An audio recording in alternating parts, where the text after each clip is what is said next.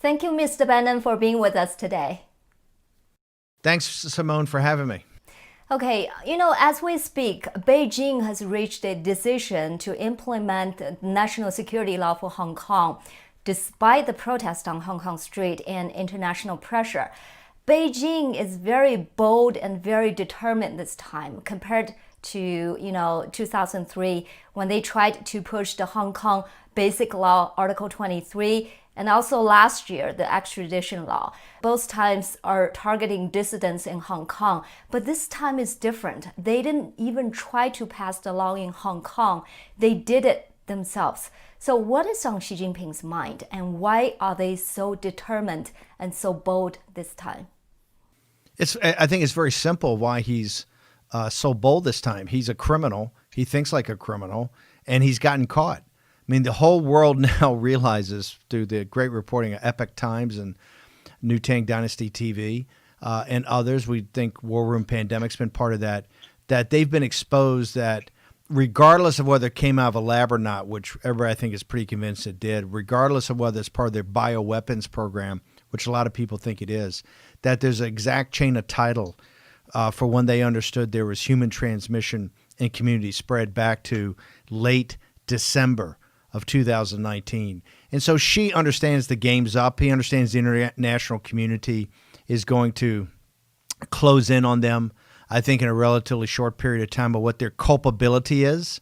He understands they're going to be found guilty of tens of trillions of dollars of damages throughout the world, and also obviously hundreds of thousands, if not millions, of deaths. And that's with the Chinese people and the rest of the world. And so I think he's just saying, hey, what we're going to do is start to roll up various territories that we've been thinking about for a while. And that's why I think he's just even gone away from the facade of having any type of rule of law. They're just going to foreclose on Hong Kong and take it over and just take the treaty everybody signed, agreed to in 92 and did the transition in 1997 and just tear it up. Right. The assessment of Hong Kong's economic and political status, according to the Hong Kong Human Rights and Democracy Act, is almost due. I think it's due by the end of this month. Do you think America will revoke Hong Kong's special status if this law is going to pass? And what else is America going to do?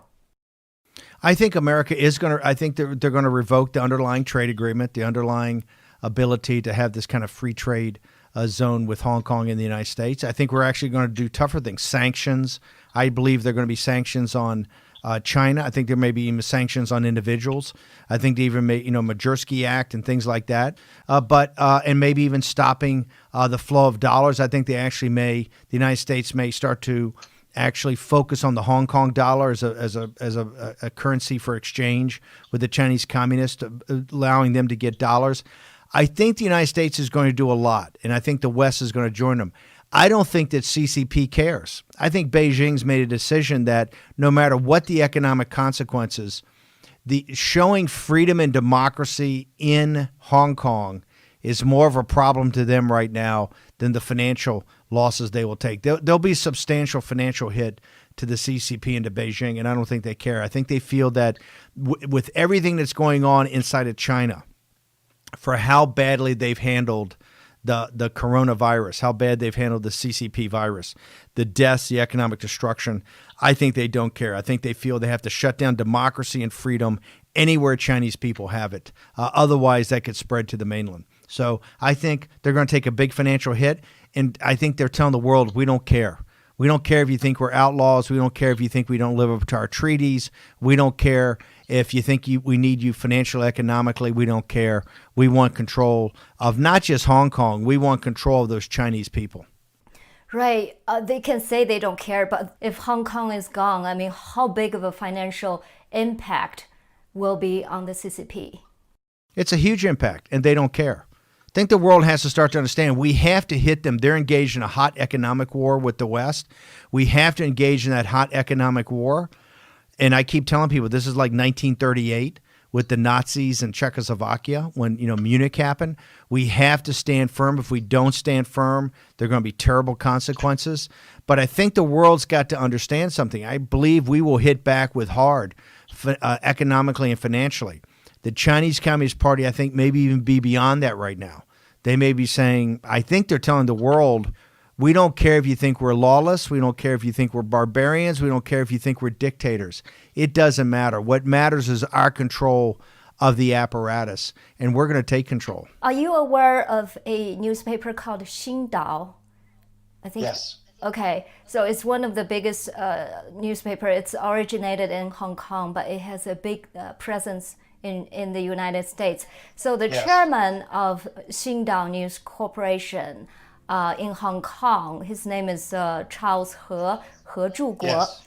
So he recently published an op-ed on his own newspaper, commenting on the national security law that Beijing is going to introduce. And the title of that article is "The Law is Totally Legitimate." It has like a big capital letter on the newspaper. This newspaper is one of the largest Chinese newspapers distributed in America. I know the Trump administration is identifying foreign agents acting like a media in America, but these more traditional media organizations who have deep ties with the CCP and are towing the CCP lies, they are left out, and there are a lot of them. So, America has freedom of speech. How do you balance this and guarantee, the Chinese Americans in this American soil get the truthful information? Yeah, I think we have freedom of speech, and remember, it's the First Amendment. It's the one it was the First Amendment because it was so important.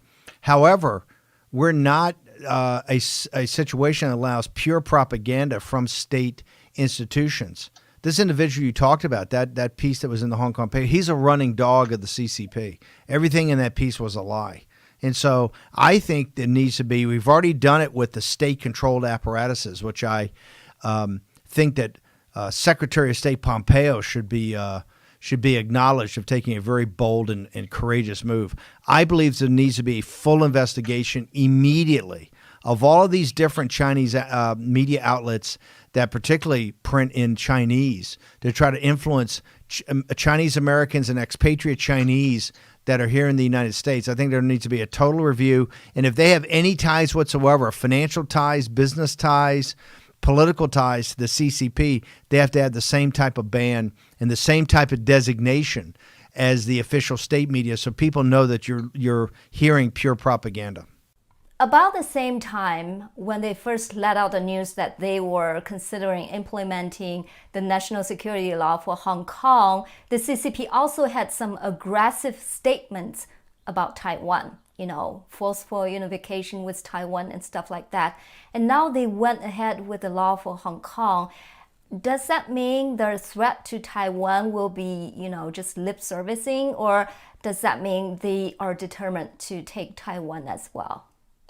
They're more determined than ever, and here's one of the reasons: is Taiwan, the Free Chinese and the Free Republic of Taiwan, Free Republic of China on Taiwan, have basically put to shame the CCP and particularly Xi's leadership and Wan Xishan in Beijing. Beijing has lost huge face to the great patriots in Taiwan. Remember, it was Taiwan CDC that notified the World Health Organization on the 31st of December of 2019 that there was a SARS outbreak that they believed had human-to-human transmission and community spread already on the 31st of December to the World Health Organization. If the University of Southampton in England has said, if the World Health Organization and the CCP had acted when little Taiwan notified them, then 95% of the deaths, 95% of the economic destruction in Hubei and Wuhan, also the rest of the world would have been avoided. They have Taiwan has put Beijing to shame. And let's be very specific. In this entire coronavirus, this entire CCP virus process, Taiwan has 440 cases of COVID-19 and only, I think, 7 or 8 deaths. And this is because of the unity, the brilliance, the bravery, the technological sophistication of the free Chinese people that are on Taiwan. The Free Republic of China on Taiwan has shown you that the Chinese are ready for democracy, and it shows you how powerful an entity it can be, and quite frankly, what a contributor to the world, what a contributor to mankind. This is what the CCP can. They cannot allow the democracy of the young kids in Hong Kong. They can't allow the freedom to fight for freedom. They can't allow the success of capitalism. They can't allow the success of the universities in Hong Kong, and they cannot allow the success of Taiwan. That proves the lies of the CCP. That's why they have to shut this down. And you're seeing a brutal takeover after an entire year of failing to crush the spirit of the Chinese young people in Hong Kong, the Hong Kong Chinese. They now just got to tear up the rule of law and just move. I remember Jimmy Lai said on 60 Minutes here in the United States, he cried and broke down and said his generation of Hong Kong Chinese had failed to stand up to the CCP. And that's why I was left to the young people in the streets. Well, the CCP, the Communist Party in Beijing, understands they'll never break the spirit of the Hong Kong kids. And that's why they've got to just, in front of the world, tear up the treaty and just take it over. Same thing in Taiwan. Taiwan has humiliated the Chinese Communist Party. They've humiliated Xi in front of the entire world. They have shown his incompetence. They've shown his lies. They've shown his cover-up. They've shown that this is his biological Chernobyl. They show that the regime is completely incompetent, and they've done it with world-class biotechnology, world-class medicine, but the basis of it is freedom and democracy. And so that's why they're going to go hard at Taiwan. There's no doubt about it. Taiwan every day proves, and even more so in this pandemic, of how incompetent and corrupt and pure evil comes out of Beijing. Then would you say America is more determined than ever to protect Taiwan at this moment? Well, I think there's certainly a part of America that's more focused on this than ever. For the people in Taiwan, I'm saying you really have, many power players now in the administration and on Capitol Hill, and the American people are now awakening to the fact of what the threat is of the Chinese Communist Party, and how the Chinese Communist Party's biggest victims are the people in China, and now the people in Hong Kong, and hopefully not the people in Taiwan. It's become their evilness and incompetence and corruption every day becomes a topic of conversation in America. Remember, the polling of the Pew Research Institute and Harvard Harris, some of the top pollsters in the world, are showing a dramatic sea change in the American people's attitudes to the Chinese Communist Party. And this pandemic has done that, and the response to this pandemic out of Hong Kong and Taiwan. Taiwan has humiliated the Chinese Communist Party, and the Chinese Communist Party cannot stand for that. Right. Have you read President Tsai Ing-wen's inauguration speech? I did. She was she's very much a practitioner of let's get things done. She's a doer, not a talker. She doesn't have a lot of high-flown rhetoric. She's not a hot talker like I am. She's very calm and very measured. I think her message was very even-handed and looking for unity, but I thought it was quite powerful. And particularly the way she does not have any back down to her. She's not going to back down. She's not going to kowtow to the CCP. Her election victory, I thought, was magnificent, and particularly the way she beat Terry Guo, who I think Terry Guo is essentially a running dog of the CCP. And the way she defeated, he was so easily defeated. And the reason the people in China, in Taiwan really stood up, and I think it made the world take notice. And I thought her inaugural address was very even-handed but quite powerful. Okay. And she said we're never going to accept one country, two systems. I think that's a very powerful line. That's a very powerful line. Look, she wasn't in their face about we want independence and we want independence now. But she took the example of Hong Kong and said what she's not going to have. She, because of her actions and how she accomplishes things, and remember, she won her second term, but this entire pandemic really happened in the transition period. And the way that the Taiwanese government responded, to me, is a model for the world, including the United States. I think the entire world has something to learn from Taiwan and how they've handled this. And I believe then Taiwan's got to be brought into the family of nations. Taiwan should be able to participate in every conference. Taiwan should be able to, and if I have advocated in the United States, we should not give a penny to the World Health Organization. We should not give a penny to any organization that does not allow Taiwan to have full representation. And if anybody wants to say, well, why? Just say, look at the pandemic that brought the world to its knees. The Taiwanese stood up and they were the solutions provider. 440 people have the disease, only 7 or 8 deaths, and they gave the early warning shot. The outside country that gave the early warning shot in 2019. If the world had listened to the Taiwanese, there had been virtually no deaths. There would have been no agony. There would have been no economic destruction. That's what the world owes the Taiwanese. Right. Some people in the Trump administration is talking about building this economic prosperity network, EPN, to include countries like New Zealand, Australia, Japan, Korea, Vietnam, India. Do you think Taiwan should be included as well?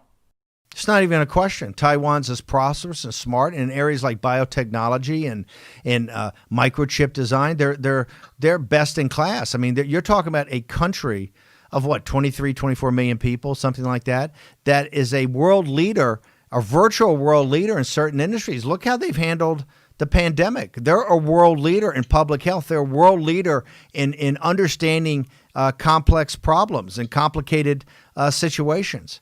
They absolutely, to me, it would be ridiculous to have this new economic partnership, this economic union, this kind of alliance economically and not have Taiwan in there. And I don't care what Beijing thinks about it. If Beijing doesn't like it, that's Beijing's problem. Tough luck for them.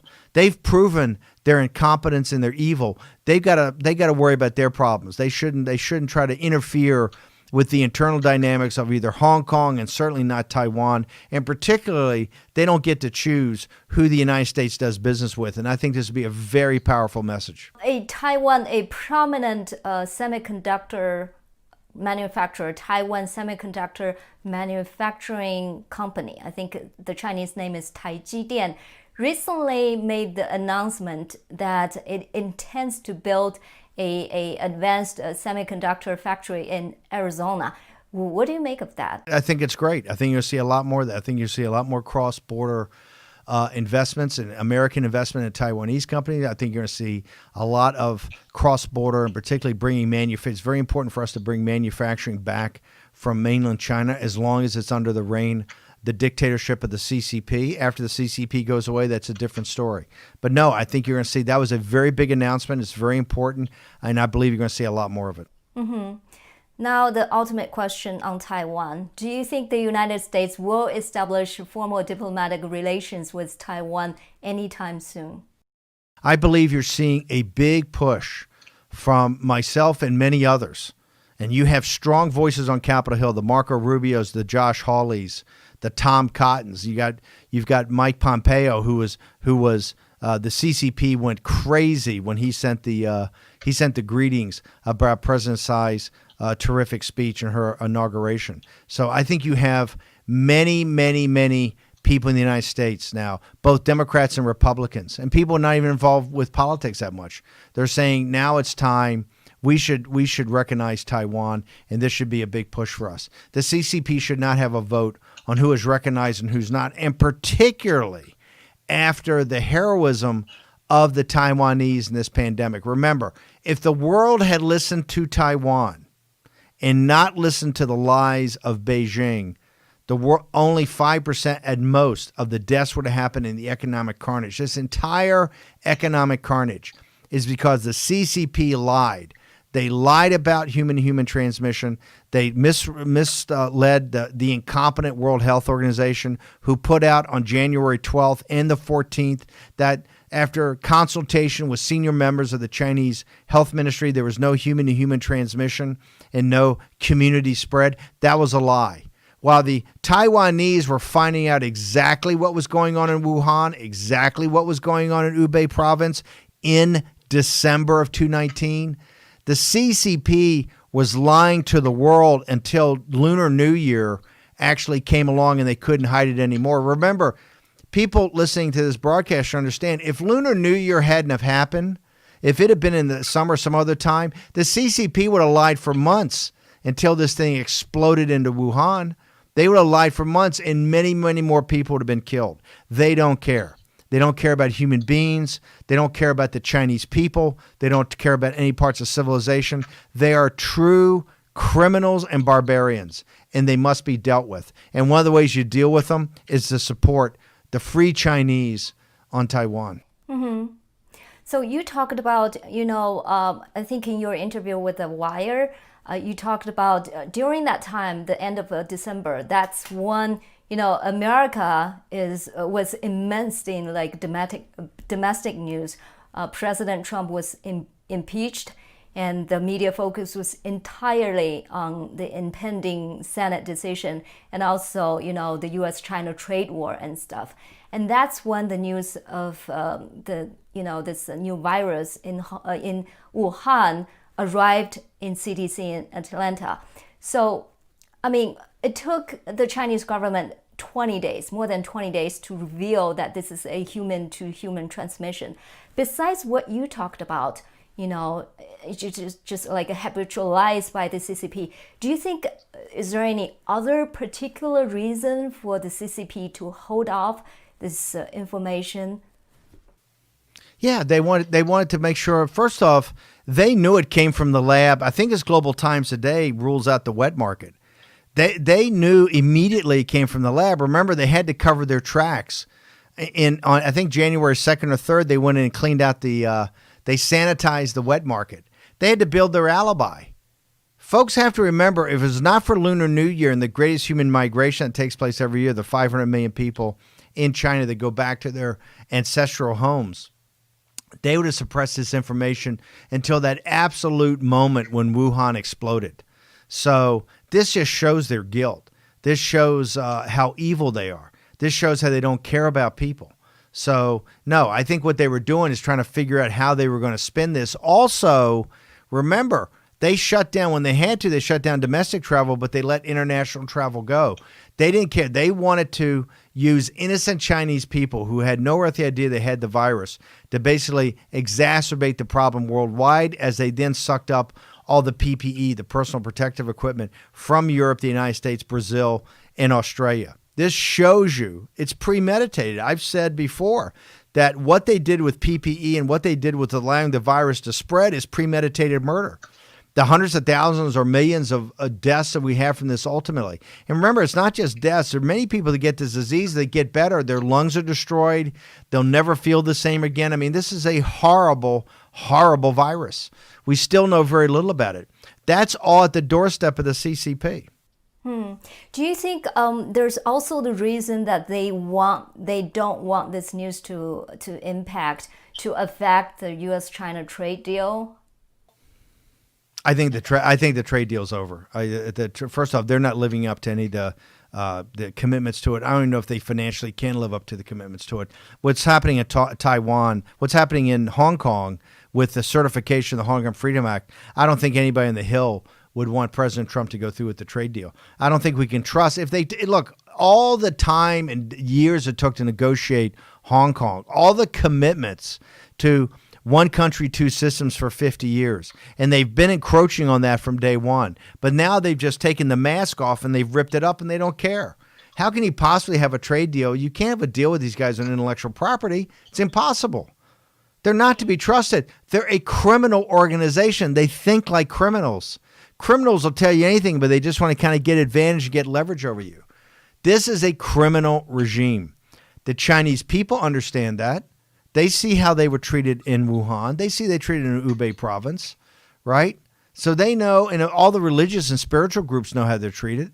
Now the whole world just sees for their criminality how brazen it is. And this is brazen. So how can you even negotiate a trade deal, which and they're not even living up to their commitments on the trade deal anyway? So I think President Trump has tried to go out of his way to work with the CCP to try to, integrate them into the world system. But they walked away from the big trade deal. In the spring of 19, they walked away from the Bob Lighthizer deal, which would have integrated them into the world economic system. They started to decouple from the West as far as technology goes, Taiwan included. They were going to have their own tech standards, build their own chips, have Made in China 2025. They're going their own way to control the Eurasian landmass, right? Of Hong Kong and Taiwan being part of that. This is a plan. This is a plan outlined in unrestricted warfare, and they're moving down that plan. They may take a few years, but they're heading down that plan. That's why they have to be confronted. We have to confront. The West has to bond together and confront the CCP today. If not, it'll be just like Munich in 1938. Of that, I'm as sure as the turning of the earth.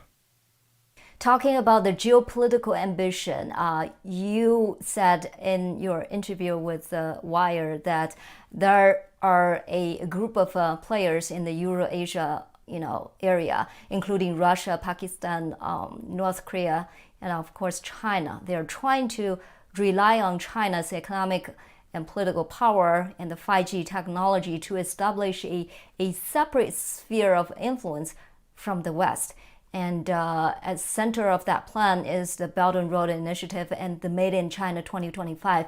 So do you think that plan is severely disrupted now because all the things happened? I think it can be disrupted. I think people are seeing, and by the way, I would add Iran, their partners in Iran, and also in Turkey. I would add those countries. They're trying to consolidate the Eurasian landmass against South Korea, Japan, India, Australia, the Western European countries, and the United States and Israel. I think that they look at that Eurasian landmass as their first hegemonic victory. And that's why they've got One Belt, One Road, Made in China 2025, and also the rollout of Huawei, which gives them the backbone of quantum computing. I think in their model, they're pretty far down there. Remember, 2025 is only in a couple of years. I believe that the Trump administration and the awakening in the West, particularly by people like Prime Minister Modi, Prime Minister Abe, Prime Minister Morrison in Australia, many of the countries in Vietnam and Singapore, you're seeing an awakening, right, to what the situation is. The young people in Hong Kong, I think, led the way. I think you're seeing an awakening in Europe. I think you're seeing a major awakening in the United States, a major awakening in Brazil. These countries that have kind of gone along with what the CCP was doing as far as being part of the world economy. They see that the CCP doesn't really want to be in the world economy we have today. They want to dominate a new world economy that's really run by their dictatorship. And that's just not going to be acceptable to people that understand democracy and freedom. They see what's happening to Hong Kong. They tore up the treaty. They don't care. They don't care if they're going to have financial or economic losses. They're going to put their hand on the throat of the Hong Kong Chinese like they want to put their hand on the throat of the Taiwanese. But the mask has been ripped off. We now see, and I think that's one of the providential blessings, if there are any at all, in this pandemic, besides the fact that I think people appreciate and have gratitude for the small things in life and for family that maybe we got too busy and too preoccupied to see before, but that since we've been sheltering and since we've been having to be away from activities, we now start to appreciate what we had. The one thing I believe we're appreciating more and more is freedom and liberty. And we understand how dear they are and how they really underpin everything. And I think we're seeing how when the Chinese people have freedom and liberty, how much they blossom and how much they add to the world. All you have to do is look at Hong Kong and look at Taiwan during this COVID situation and see how they comported themselves and how they acted and how they added to the world. That's all you need to do to see what the Chinese people are like, or when they're given freedom and when they're given liberty. And that's really the fight this is about. This whole thing boils down to the freedom of the Chinese people. The Chinese people are in a great struggle for their freedom against a totalitarian dictatorship. And the question is going to be very simple. Are the democratic industrial West, from India to Japan to Singapore to Korea to the United States, Canada, Brazil, Western Europe, are we going to sit by and allow another dictatorship like there was in Nazi Germany, like there was in Russia after World War II? Are we going to allow another one just to sit there and roll up people's freedoms? Or are we going to learn the lessons of history and finish off the 20th century? Taking down the CCP is the unfinished work of the 20th century. And it's another dictatorship that's got to be kicked into the dustbin of history. And I think it's incumbent upon all free men and women to come together, support the patriots in the streets of Hong Kong, support the great heroes of Taiwan that could have saved the entire world from the pandemic. It's now time for the world to have their back.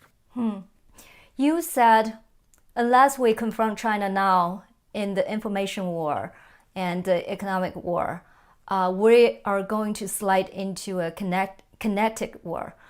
So can you explain that? Are you making an analogy to what happened before the World War II, like what happened to Germany? I'm making a direct analogy. This is 1938. If we don't confront them, they're in a full, as you know, from unrestricted warfare. There's three types of warfare. There's information/cyber. There's economic, and there's kinetic, which is actually, the traditional military experience. And they're at a hot war. And people are talking about a Cold War. It's not a Cold War. It's a hot war on information and cyber. The more cyber intrusions, even trying to break into the companies that make the vaccine. They're fully engaged in a hot economic war. You see what they're doing in Australia to punch them right in the mouth, right? They're engaged in a hot economic war against the United States. And if we don't confront this regime, this dictatorship right now, it's going to be like 1938. We're going to inexorably slide into a kinetic war in the South China Sea because they've already militarized it. They're going to try to control the South China Sea and cut off any access to Taiwan, Korea, and Japan. And they're going to try to force the West at a time and place of their choosing. That's why we've got to confront them, and we've got to stop the Chinese Communist Party today. If you were to advise President Tsai Ing-wen right now, I mean, there are many policy priorities. Taiwan is focused on, trying to take advantage of the migration of the supply chain and all that. But if you were to advise her right now, what would you tell her should be the policy priority of her administration? Your policy priority has always come for what she's strongest at. She's a woman of few words and not high-blown rhetoric, but she's a woman of action, and particularly those types of actions you have to take every day in order to make something a success. I would tell her right now that this is Taiwan's moment in the sun. This is your time to come on the world stage and really say, hey, if they had listened to us, this pandemic would have never happened, that we are a free Chinese people. And this shows you what we can contribute for the world. We're a beacon for freedom and democracy throughout the world. Our time has come. And what I would tell her to do is to continue to just head down the path you're doing. Continue to be the leaders in biotechnology and chip design, these other industries you're doing. Reach out and have more companies partner with companies in the United States and other places throughout the world. This is your moment. You're on the main stage now. The light's right on you. You've performed amazingly, and you could have saved the world so much agony. You've been such a net benefit to human health, prosperity, and peace. And I think they're an example for the world. So I would just tell her, keep being the example by your actions. Your actions are speaking louder than any words. Wonderful. That's all my questions. Do you have anything else to add? It's just a great honor. You guys are, Epic Times and New Tang Dynasty TV is just your show.